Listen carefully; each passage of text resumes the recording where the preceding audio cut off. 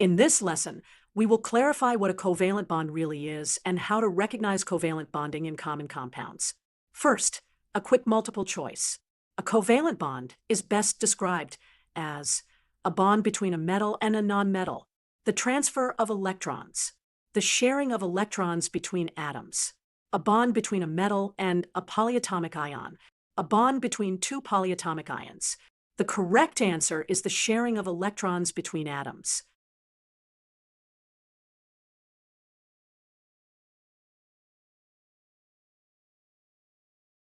Here is the intuition.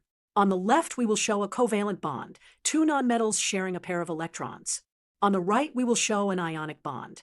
A metal transfers an electron to a nonmetal, forming a positive ion and a negative ion. Watch how one unpaired electron from each atom comes together to form a shared pair, a covalent bond. Now contrast that with the ionic case.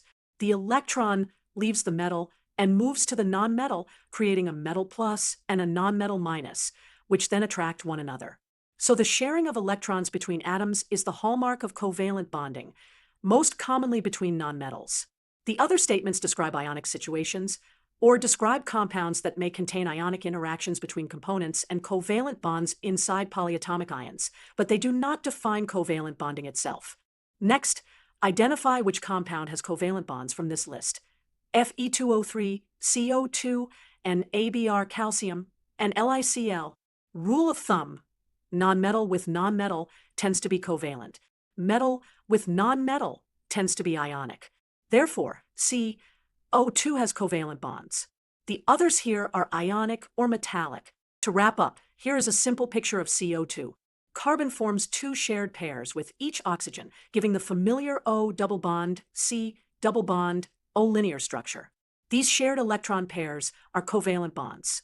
Summary: covalent bonds are shared pairs of electrons, typically between nonmetals.